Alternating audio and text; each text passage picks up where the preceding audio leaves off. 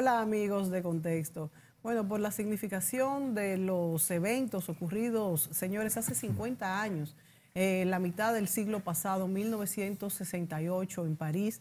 No solo en París. Eso te iba a decir, no entero. solamente en París, sino unos eventos que tuvieron una repercusión en todo el mundo. Comenzaron en París. Francia ha sido una nación, bueno, que en estos movimientos reivindicativos ha tenido siempre una posición adelante. Bueno, pues justamente en mayo, como se les llamó, no porque se concentraran solamente en mayo, sino porque fue cuando se creó, cuando sucedió la huelga más fuerte de los estudiantes en París, y así se fueron repercutiendo en toda Francia y en otros países como México, Hungría, Chile y demás. Bueno, pues estas revueltas de mayo de 1968 hemos querido estudiar pues qué pasó en aquella época, cuáles fueron los derechos que se reivindicaron en este momento, que la juventud toma un lugar que no había tenido antes en la historia y que hasta ahora hemos visto cómo pues los jóvenes han sido pues punta de lanza en todo lo que es cambio, reivindicación, exigir derechos humanos. Y hemos invitado para conversar sobre este tema una persona, un hoy periodista que vivió aquella época justamente en París, en ese mayo del 68, muy joven en esa época, para que analicemos pues todos estos acontecimientos. Jean-Michel Carroix. Sí, pero Jean-Michel era un muchacho en esa época, ¿no? Sí. Bueno, 17 años. Sí, sigue siéndolo, Jean-Michel. Yo tenía 17 años. Sí, tú eras muy joven en esa época. Primer año de estudio en transporte. En realidad, en 1968 yo creo que se produce una ruptura cultural en toda la juventud en el mundo. No solamente, claro, el mayo francés, el mayo parisino, que ya fue la punta del iceberg que más representa esa ruptura, la sublevación primero de los estudiantes en Nanterre, después en el barrio latino, y después la gran huelga general de los trabajadores, que casi tumba el gobierno de Gaulle, el gobierno golista. Estuvo a punto de caer, fue una huelga muy larga y en la cual los obreros se unieron a las reivindicaciones estudiantiles y también sus propias reivindicaciones. Y posteriormente o antes de estos acontecimientos sucedieron muchas cosas que marcaron a esa juventud. Ayer se celebraba, hoy es día 10, ayer se celebraba el 51 aniversario de la muerte en combate del fusilamiento de Che Guevara, que fue un símbolo en todo este proceso. Muere en octubre de 1967. En enero del año 68 comienza la famosa ofensiva del Tet en la guerra de Vietnam, que a su vez fue un movilizador fundamental de la juventud norteamericana en contra de la guerra, y ese enorme movimiento que se generó en contra de la guerra y por una ruptura de la visión de mundo que se tenía, y generó un movimiento que también es parte de este proceso, que fue el movimiento hippie. Claro. Al año siguiente, en el 1969, se celebró el famoso Festival de Woodstock, que se hizo en una finca en Nueva York, en las afueras de Nueva York. Se esperaban 65,000 personas, y al final fueron 500,000. Dios mío. Absolutamente. Y de 3 días que se esperaba, al final terminó casi en una semana el festival. Entonces fue una irrupción de una nueva cultura en todas las juventudes del mundo. Se extendió a China, la revolución cultural, ¿cómo se llama? En Checoslovaquia, en Praga, la primavera de Praga. Claro, que fue en enero del 68. Antes del mayo francés. Antes del mayo francés. O sea, era un germen en el mundo que explotó. que realmente... Las religiones también se cuestionaron mucho, incluso los curas. No, todo el defendían todo lo que eran las certidumbres. Yo recuerdo que, bueno, yo llegué a Francia después, en el 74, pero todavía había... Esa ola. La cola final. Los remanentes. Los remanentes en Vincennes, de lo que fue el mayo del 68. Y recuerdo aquel famoso pintada, porque había unas pintadas famosísimas del 68 que era prohibido prohibir. Exactamente. Muy prohibido bueno. prohibir. Y faites l'amour para la guerra. Sí. Si hagan el amor, no la guerra. Todo ese tipo de... Y todo esto realmente, diríamos que el mundo de la posguerra, que comenzó en el 45, se quebró en el año 68 y se creó una nueva cultura a nivel internacional. Pero donde su germen... el pico de la iceberg fue en París, donde tú estuviste. Sí, no, lo que pasa, sí, yo creo que todo lo que tú dices es así, ¿no? El background, la tela de fondo. Hay que ver que el caso de Francia, estábamos viviendo unos años de crecimiento económico y de surgimiento de una clase media. Sí.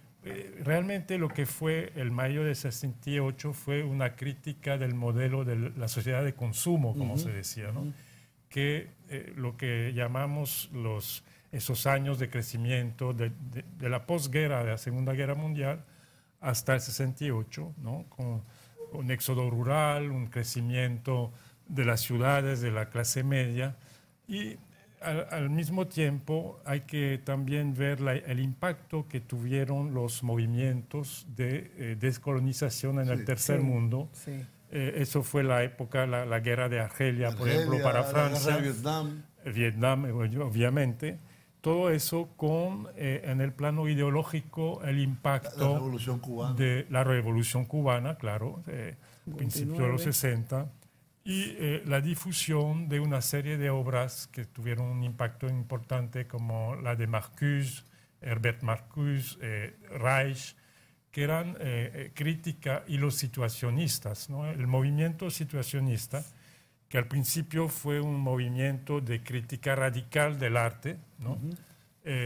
Tuvo un impacto muy importante en la clase intelectual, los estudiantes, y explican en parte, por ejemplo, ese movimiento que se llamó el 22 de marzo, que fue el famoso movimiento de Cohn-Bendit, ¿no? Que empezó los eventos en Francia. Que hoy creo que es ministro del Medio Ambiente, ¿no? No, se habló de él, pero él dijo que no le interesaba, se quedaba como diputado europeo. Pero él es un actor político importante, tanto en Alemania como en Francia, porque tiene la doble nacionalidad. Sí. Entonces, él en ese momento era un joven estudiante, líder estudiante en Nanterre. Nanterre era una universidad nueva que se construyó en la afuera de París. Norte. Cerca, no, al oeste de París. No, al oeste de París, cerca de Colombes, por ahí. Sí. Había un bidonville. Un bidonville es una variedad pobre de migrantes, la mayoría de ellos argelinos, al lado de la universidad. Es decir, había una situación, unos contactos entre estudiantes y migrantes, y la reivindicación estudiantil era básicamente que las muchachas, las mujeres, podían ir a los dormitorios de los hombres. Eso era el principio, prohibido, ¿no? Que era, sí, estaba prohibido. Entonces eso empezó así, ¿no? Realmente un pedido estudiantil de derecho. Entonces hubo una manifestación, llegaron a París, a la Sorbona, la policía reprimó de manera violenta la manifestación, y así creció el movimiento durante los 15 primeros días de mayo, y de ahí empezó entonces la huelga obrera, ¿no? Que fue casi todo. Francia se paralizó totalmente, ¿no? Trenes, las grandes fábricas, Renault, todos esos. Y una radicalización del movimiento, porque había unos grupos, había lo que se llamaba los Comité Vietnam de base, que eran grupos en contra de la guerra de Vietnam, que organizaban manifestaciones y que había, bueno, sobre todo trotskistas y maoístas Sí. dentro de la... Y una juventud del Partido Comunista crítica, ¿no? Que se decía... La UNER. La UNEF. UNEF. Que criticaba al Partido Comunista, que tenía una actitud muy colaboracionista, ¿no? De ahí viene Krivine, ¿no? Krivine era de la trotskista, ¿no? Pero venía de la la Ligue UNEF. Communiste Revolutionnaire, que era una de las facciones trotskistas. Había tres facciones varias, trotskistas. siempre hay varias. Wow. Pero bueno, no vamos a entrar en los detalles de todos los grupos. Sí. Lo que pasó es que ese movimiento, bueno, evidentemente radicalizado, trató de hacer una coordinación con el movimiento obrero, pero los sindicatos frenaron, ¿no? Los sindicatos, la CGT y la CFDT, que era el otro, y Pompidou, que era el primer ministro de Gaulle, Sí. que estaba de viaje en Irán, volvió rápidamente a París para tratar de negociar y se sentaron, organizaron una grande negociación que se llamaba, que llegó a lo que se llamó los acuerdos de Grenelle. ¿Cuáles fueron las reivindicaciones que ellos pedían y cuáles fueron los que fueron concedidos? Bueno, el propósito de ellos era primero parar la huelga obrera. Entonces, la demanda principal era un aumento de sueldos. El sueldo mínimo fue aumentado de 35% y el promedio de los sueldos obreros fue aumentado de 12%. Y una serie de cosas también, ¿no? De reivindicación sobre la presencia sindical en las empresas, etc. Y a nivel de los estudiantes se hicieron también promesas, pero eso no fue suficiente. La huelga continuó y de repente a finales de mayo De Gaulle desapareció. Eso fue, yo me acuerdo muy bien ese día, que de repente las emisoras de radio, que también estaban en huelga, pero había como un servicio mínimo, ¿no? Que los huelguistas, los periodistas huelguistas, daban noticias de los comités de huelga y de todo eso. Y entonces de repente se sabe que De Gaulle ha desaparecido. Nadie sabe dónde está el presidente, el jefe del Estado. Sí. Y finalmente se sabe que se fue a Alemania, donde estaba Baden-Baden, estaba las tropas francesas de ocupación de Alemania todavía, y se reunió con los jefes militares de Alemania. Y entonces se habló en ese momento que las Fuerzas Armadas, el ejército, podía marchar, ¿no? Inclusive... ¿Da un golpe de Estado? Bueno, él era presidente, pero utilizar las Fuerzas Armadas para romper la huelga, para retomar el control, ¿no? del Estado. Y finalmente hubo una negociación de nuevo y por suerte había algunos maniobras y no fue necesario. Wow, hubiera sido terrible. Llamó a una manifestación de apoyo. Sí, muy grande. Y entonces en el campo Elíseos, eso fue una... O sea que asistió la gente en apoyo a... Había una facción, una parte de la sociedad a favor. La clase media asustada, ¿no? Por la perspectiva de una revolución bolchevique, salió a apoyar, radical. Entonces toda esa gente se fue a la calle a apoyar a De Gaulle y organizaron unas elecciones que ganó el Partido Gaullista. En esa época... Y ganó Pompidou. Ganó el partido de la UNR en ese momento. Pero ya no, De Gaulle, De Gaulle se quedó en el poder hasta el año siguiente. Que se llamó elecciones. No, eso no fue elecciones. De Gaulle dio un referéndum sobre la reorganización territorial, la regionalización, ¿no? Y lo perdió. Al año próximo, o sea, en el 69. En el 69. Él había dicho que si perdía... Se iba. Se iba y se fue. Se fue a Irlanda. Entonces quedó Pompidou. Y Pompidou quedó como... Bueno, hubo unas elecciones y Pompidou quedó como presidente. En el mismo 69 fueron las elecciones. Sí, porque ¿cómo quedó electo por la Asamblea? No, en ese momento se hicieron nuevas elecciones. Ya había una elección al sufragio universal del presidente. Ya. Se había cambiado la Constitución del 58. En el 58. Tenemos que ir a una pausa y seguimos esta interesante conversación sobre el 68 en Francia y en el mundo. Como cambio de ruptura cultural y social en el mundo. Sí. Volvemos.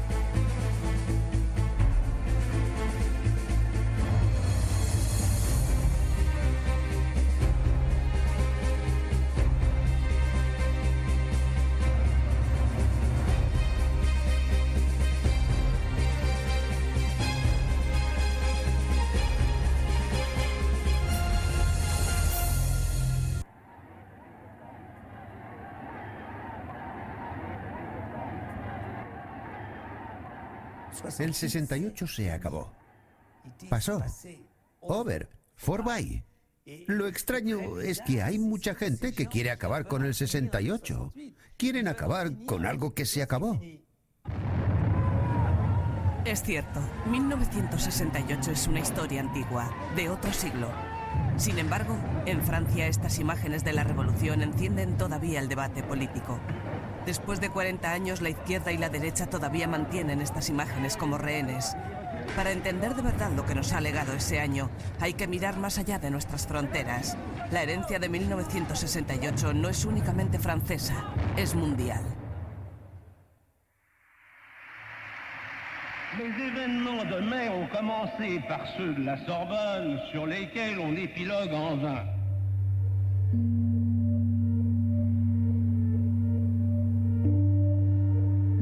Les revendications les plus légitimes des étudiants ne nous masquent pas que leur problème est international.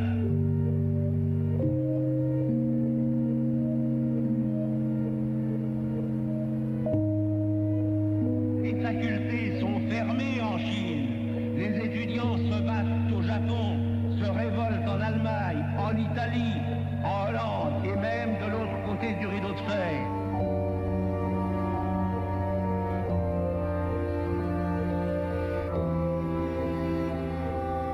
Nous ne sommes pas en face de besoins de réforme, mais en face d'une des crises les plus profondes que la civilisation ait connues.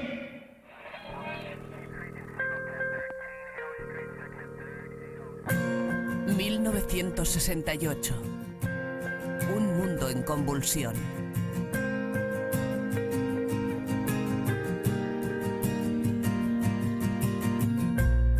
Todos tenemos en la memoria las cargas de los CRS, los adoquines, las barricadas, el barrio latino en llamas. Pero los héroes de 1968 son americanos, alemanes, checos. También lo son africanos del Senegal o Argelia.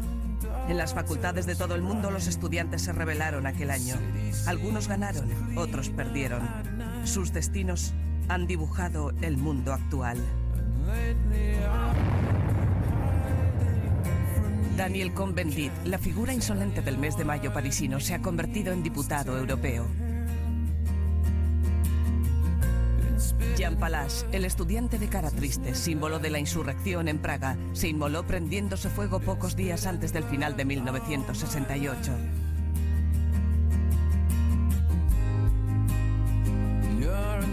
La pasionaria del movimiento feminista en los Estados Unidos, Robin Morgan, sigue combatiendo por un mundo más justo para las mujeres. Tommie Smith, estrella de los Juegos Olímpicos de México, es más conocido por su puño en alto en el cajón más alto del podio que por su victoria en la pista.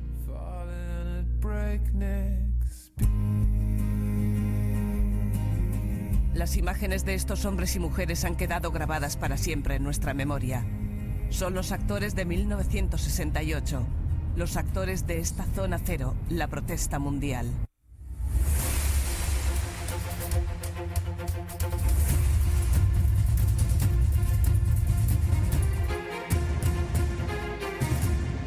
Bien, amigos, ahí veíamos un par de videitos alegóricos a este tema que estamos conversando aquí con Jean-Michel Carvalho y con Mónica sobre el año 68, lo que significó, cómo se desarrolló, el caso del Mayo francés, pero hubo muchos otros, como menciona este video, la invasión soviética de Checoslovaquia y la insurrección antitotalitaria en Praga.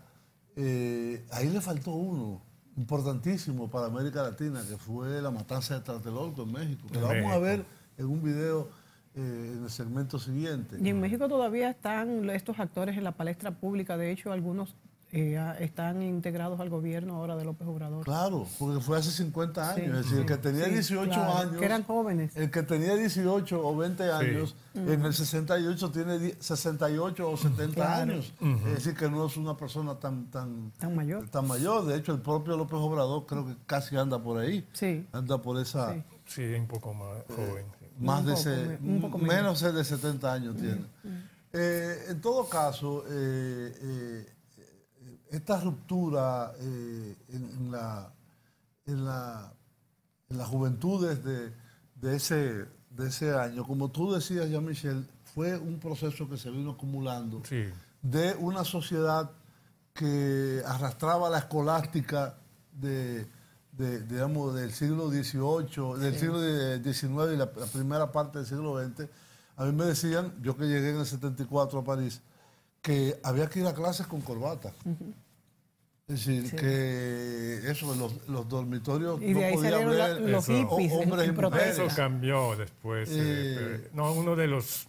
Bueno, la herencia del mayo 68 fue una serie de movimientos feminista, reconocimiento de los gays, del movimiento homosexual. Que todavía sigue. Había toda una serie de movimientos, yo me acuerdo, había Félix Guattari. De los derechos civiles. De los derechos civiles, mejorar las condiciones en las cárceles, todo esos movimientos y movimientos culturales, ¿no?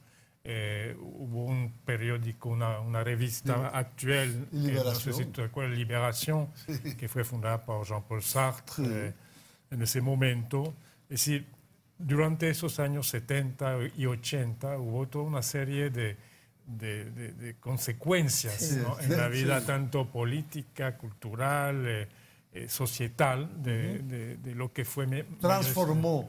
Totalmente el mundo. Las relaciones dentro de las familias, ¿no? El movimiento feminista. Los movimientos feministas. La sociedad cambió. Pero fíjate, Jean-Michel, que como tú muy bien dices, cambió en un momento donde la situación económica en el mundo había mejorado, había pues ese éxodo del campo a la ciudad. La educación en esos países ya desarrollados ya se volvió universal, que no había sido antes, tanto la universitaria como la de los colegios. Entonces es en ese momento que surgen esos movimientos culturales que engloban a toda la sociedad, y fue la primera vez realmente que los estudiantes universitarios y de liceos tomaron pues una acción tan preponderante. Bueno, en esas condiciones, yo creo que lo interesante, cuando uno ve el mundo de hoy y esa conciencia de que no podía seguir el modelo de desarrollo que iba a ser, bueno, un poco como hoy hay una serie de gente que se dan cuenta de que el modelo de desarrollo de consumo no es sostenible. Ahora hablamos mucho de la ecología, de los recursos que no son indefinidos, ¿no? Pero en ese momento era el modelo del consumo que estaba en tela de juicio. Una crítica de ese modelo de desarrollo que en Francia, por ejemplo, a desarrollarse. Claro, Francia cambió de manera radical. Por ejemplo, el desarrollo del modelo, cada familia tenía que tener su automóvil, ¿no? Esos carros como el Deux Chevaux, que eran carros populares, ¿no? Patico feo, le dicen. El patico feo, que era como aquí el Volkswagen, ¿no? El pequeño Carabajo. Y todo eso, bueno, el equipamiento de electrodomésticos. Entonces, había una conciencia de que eso tenía sus límites, ¿no? Que ese tipo de desarrollo no podía ser el único. Entonces había una visión bastante idealista también, una politización de un lado y una visión del movimiento hippie. Exacto, ¿no? y eso vino también de esos movimientos culturales que se han extinguido. Fíjate que ya no tenemos ese tipo de movimientos culturales que influyen tanto en la sociedad. Yo creo que el movimiento ecologista, bueno, la transición de Cohn-Bendit es interesante porque Cohn-Bendit fue un líder, ¿no? Ese movimiento. Él nunca perteneció, nunca se dijo ni trotskista ni maoísta, que eran los dos corrientes ¿no? radicales que había en ese momento. Él siempre se definió como anarquista. En ese momento se decía anarquista. Y ahora es ecologista. Es decir, que yo diría que la herencia hoy en día de ese movimiento es más bien, bueno, la ecología radical, ¿no? Hay varias... el feminismo. El feminismo en plano, claro. El movimiento gay. Claro, de derechos todos esos movimientos culturales vienen de ahí. Y de género. Sin embargo, tú dices que la misma clase media salió a apoyar a De Gaulle ya al final de la huelga, ante una amenaza, vamos a decir, de lo que podría ser una revolución marxista o de la que fuera. Mi pregunta es, las clases medias, ¿qué participación tuvieron en este movimiento cultural revolucionario? ¿Fueron más bien las clases obreras que se instalaron y los estudiantes de una clase más baja que lograron tener esto? No, los estudiantes eran de origen. Te voy a contestar. Por eso te digo, para mí era la clase media. Te voy a entonces, contestar de manera muy personal. Sí. Yo participé como estudiante. Exacto, yo viví todo eso. Yo estaba día y noche en el barrio latino. Sí. Y mi padre, que era un médico instalado, se fue para el campo asustado, ¿no? Tomó mis jóvenes hermanos y hermanas, que eran muchachitos, trataron de llevarte mayor, y tú no te fuiste. se fueron todos para la finca del campo. Estaba asustado realmente. Sí, ¿no? Claro, no era para menos. Y eso te digo dentro de una familia. Para una persona mayor. No estaba asustado. Por eso, porque era el Estaba joven. excitado. Porque era el joven. Exactamente. Estaba excitado. Claro.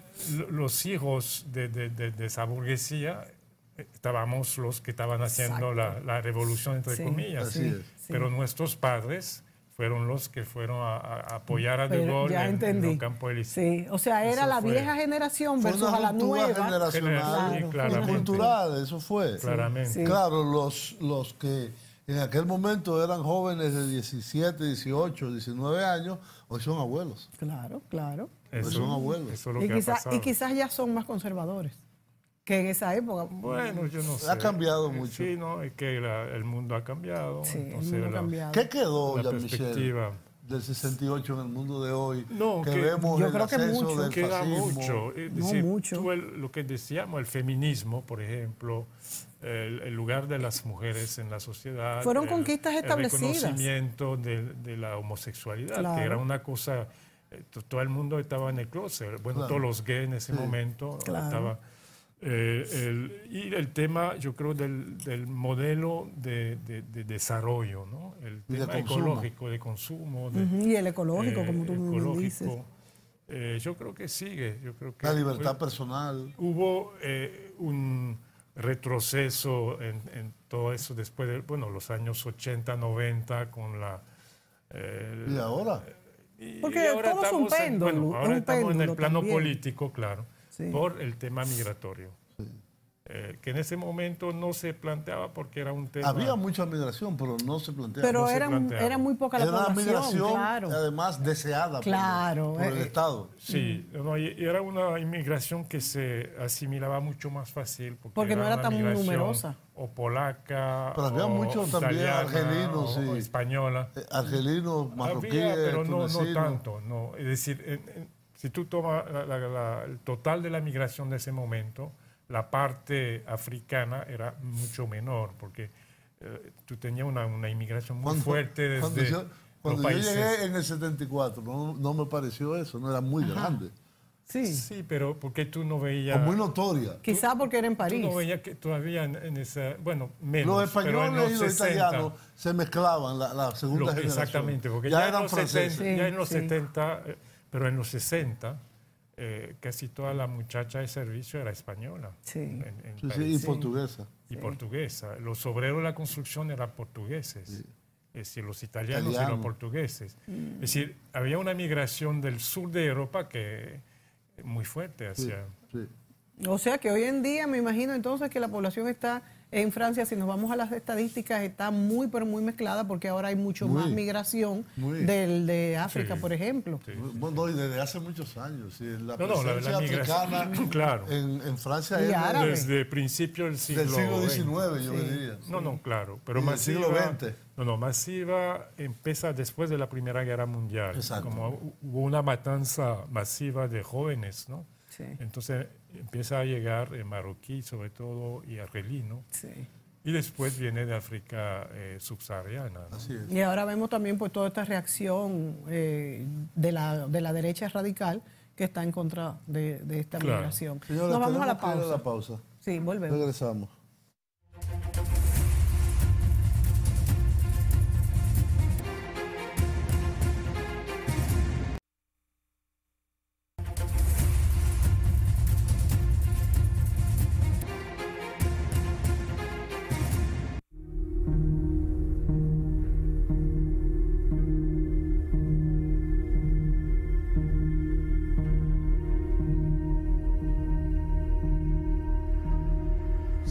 students and union demonstrators had come to protest against political oppression, but the army pours in and surrounds them. Then this.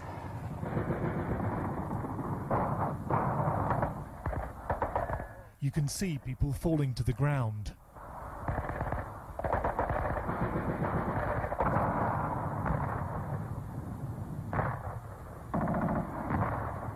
At one point, the camera catches this.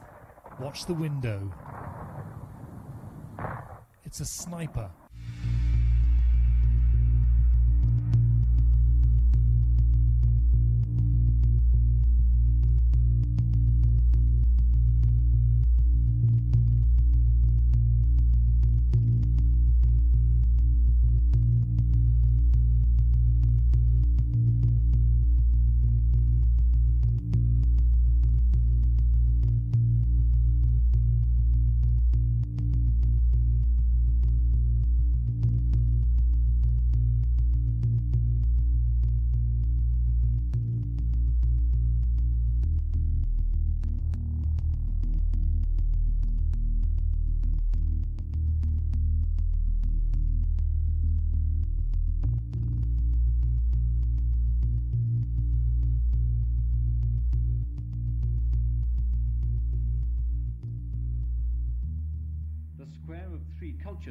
In which at least 35 people were killed, and which still carries the scars of that occasion, is one place that visitors to Mexico are not encouraged to see.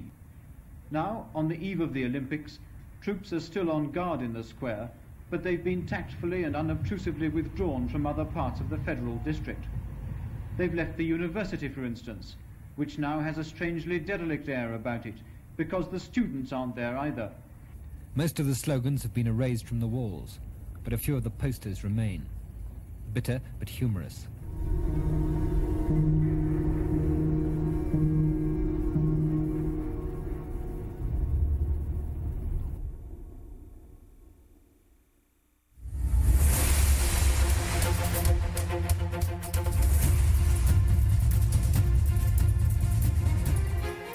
Bien, amigos, ahí veíamos este documental de la BBC breve sobre los acontecimientos de ese 68 mundial en México, 1968. Este caso en Latinoamérica, en México, que es conocido como la matanza de Tlatelolco, donde según el documental entre 200 y 300, hay versiones que hubo 400 muertos por una represión brutal de parte del gobierno de Díaz Ordaz, el reinado del PRI en aquel momento, donde ya 50 años después quizás un hijo de esos movimientos estudiantiles no vivía en México, pero vivía en Ciudad de México, quiero decir, vivía cerca, el señor Andrés Manuel López Obrador, y muchos electo otros presidente por sobre todo el sistema político existente.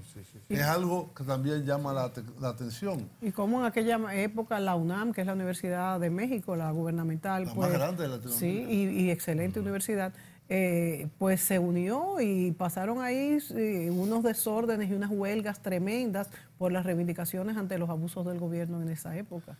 Claro, en aquel momento en México se celebraron, días después, en octubre, se celebraron los Juegos Olímpicos de 1968 y el único interés de Díaz Ordaz y del gobierno era presentar una cara de tranquilidad y de control. Pero el costo que tuvo fue una matanza que todavía hoy no ha sido clarificada y que yo diría que disparó ese proceso de democratización que termina en México, o de cuestionamiento del status quo que termina en México ya con el colapso del PRI, del PAN, del PRD. Bueno, muchos años después.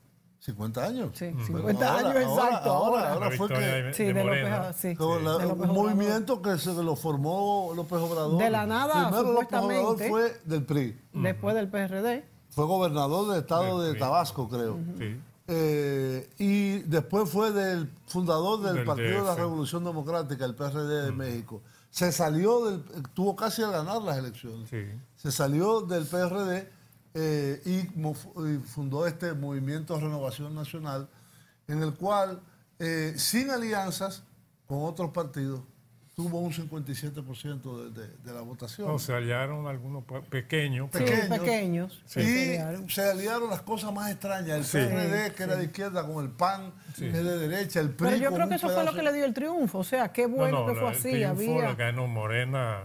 Los otros sobre todo pequeños, eso es verdad. Exacto. Eso es verdad. Pasó como cuando en el 99, 98, 98, en diciembre del 98, todas las agrupaciones políticas en Venezuela se unieron contra Chávez y aún así ganó. Algo parecido sucedió ahora en México. En América Latina entonces también tuvimos nuestro 68. Sí, no, eso fue muy traumático. Hay un libro de Elena Poniatowska, muy interesante. La reportera, de origen polaco. Sí. La victoria vive en Francia ella, ¿no? No, ella vive en México. En México vive. Sí. La victoria de Morena es muy interesante. Yo creo que también se puede situar en esa herencia. Esa línea, ¿no? claro. Y uno de los temas fundamentales de la victoria, yo creo, fue la corrupción, la lucha contra la corrupción. Es decir, un dominicano mexicano, que primo de Juan Bolívar Díaz, Héctor Díaz Polanco, que vive en México. Que vive en México hace mucho tiempo, profesor de la UNAM, y que es uno de los muy cercanos colaboradores de López Obrador. Tuvimos una reunión con él hace un... Vamos a invitarlo por Skype. Es muy interesante porque él explicaba, él es cabeza de una comisión de ética, de lucha contra la corrupción, y han tomado medidas radicales, ¿no?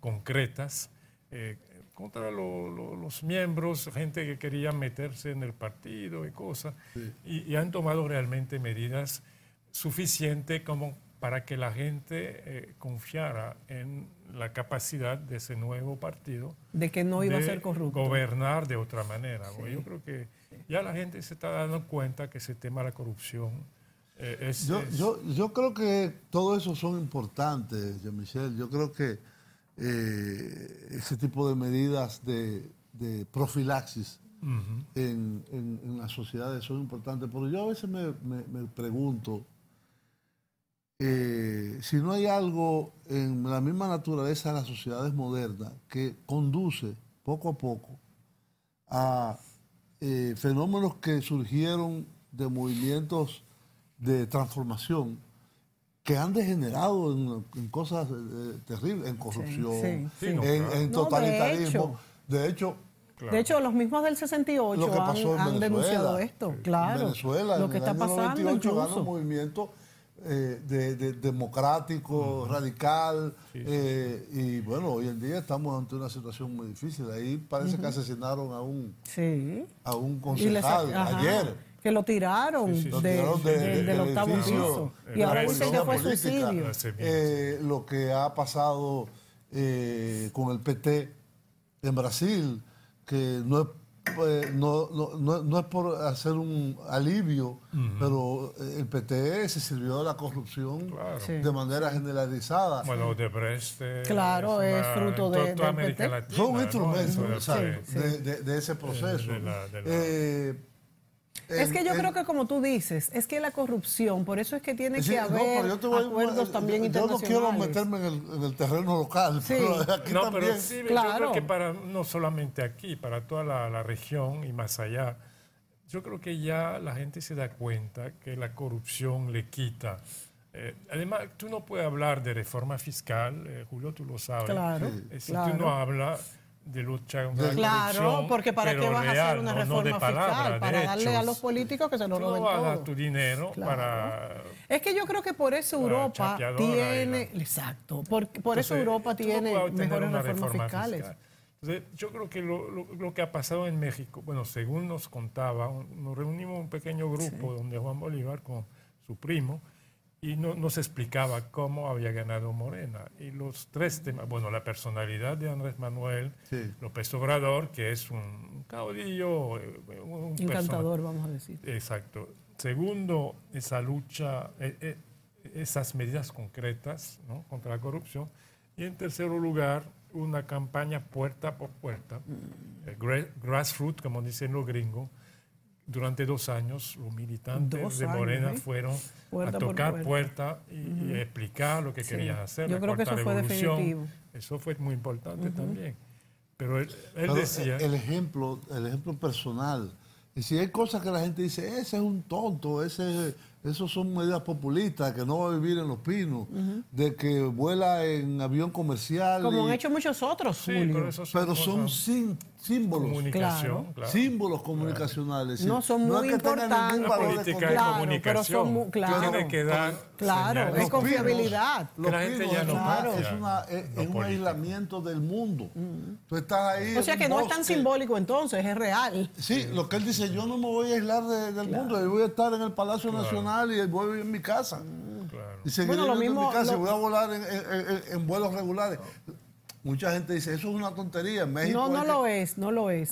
Igual que como ha hecho el Papa, que lo han criticado terriblemente. También, el Papa es un caso. Sí, uno de los problemas grandes del ejercicio del poder. Hay un documental muy bueno sobre el Papa que están dando en Nuevo Centro. Allá. Muy bueno. Sí, vayan a verlo. Vayan a verlo. Porque es las ideas fundamentales de él expresadas ahí en ese... Sí, ese festival tiene películas. Sí, hay una de Godard, que por cierto, te comentaba. Muy buena. Que es un director francés de la nueva... Suizo-francés. Sí, de la Nouvelle Vague. La Nouvelle Vague, sí. Cahiers du Cinéma. La nueva ola del cine francés de los años 60. Que fue parte de ese movimiento del 68 activo. Y la película se desarrolla ahí. Con Langlois en la Cinemateca habían tomado en el 68, me acuerdo bien, esos cineastas revolucionarios habían tomado el control de la Cinemateca en París, en el Palais Chaillot. Sí. Y Godard entonces era proyectaban uno de los... las películas.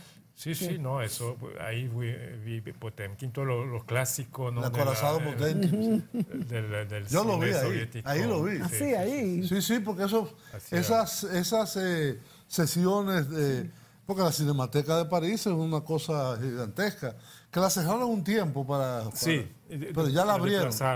Porque después sacaron a Langlois, que era el director. Sí. Y eso fue el momento que Godard hizo La Chinoise, que era una película alegórica al movimiento maoísta. De la revolución cultural en China. Nos quedan 3 minutos. Vamos a tener el otro videíto. Hay un videíto sobre la ofensiva del Tet, que es otro ícono del 1968, que fue en Vietnam. Vamos a ver ese video.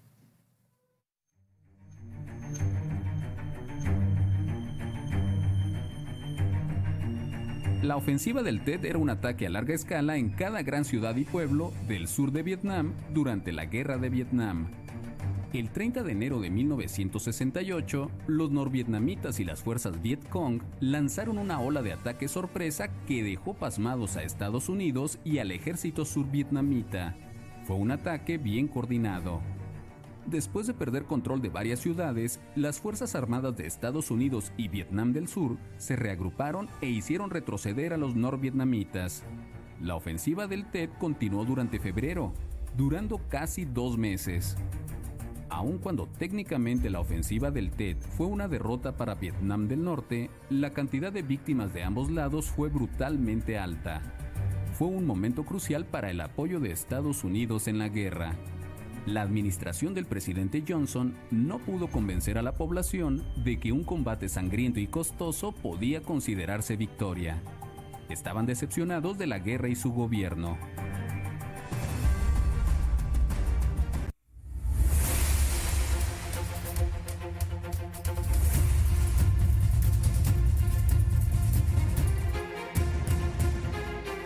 Bien, amigos, ahí veíamos este videito sobre otro componente fundamental de ese 68 de ruptura, que fue en enero la ofensiva del Tet, que las fuerzas de Vietnam del Norte y la guerrilla del Frente de Liberación Nacional, que ahí le llamaban Vietcong, es una forma despectiva de llamarle, hicieron en contra de las tropas subvietnamitas y norteamericanas en Vietnam, que a su vez fue un potenciador enorme de el movimiento antiguerra en los Estados Unidos y el movimiento de los derechos civiles también en los propios Estados Unidos y a nivel internacional la repercusión que eso tuvo.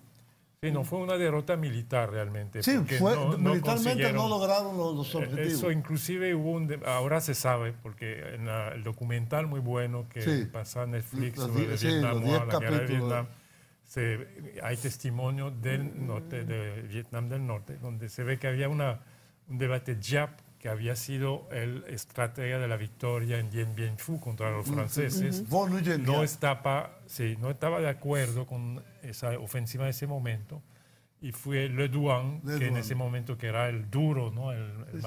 Que dijo, no, aún si mueren 50,000, 100,000, lo vamos a hacer, y realmente murieron decenas de miles, ¿no? De ambos bandos.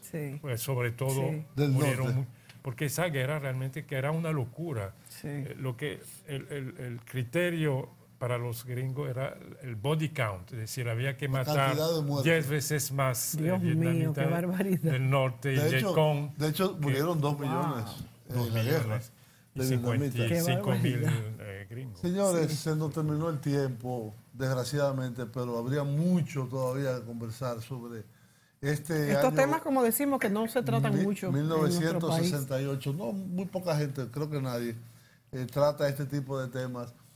1968, que significó una ruptura cultural, una política, ideológica, cultural, política, de costumbres, la juventud, de la visión del mundo en esa juventud que en el 68 tenía 18 años, hoy tiene 68 años. Bueno, y de hecho, Jean-Michel, muy joven, ya entraba a la universidad en esa época y fue un testigo vivo. Bueno, fue un participante. Exacto, un participante, no testigo. Y contó cómo, pues, su familia, sus padres eran golistas en esa época. Algunos dominicanos también. El Gordo Oviedo estaba ahí. Bueno, en la barricada de la École de Médecine. Y estaba este pintor. Ahí fue que perdió su diente. Silvano. Silvano Nora estaba en París también. No, había unos dominicanos. Muy bien. Señores, muchas gracias. hasta la próxima. El tiempo será en la próxima ocasión.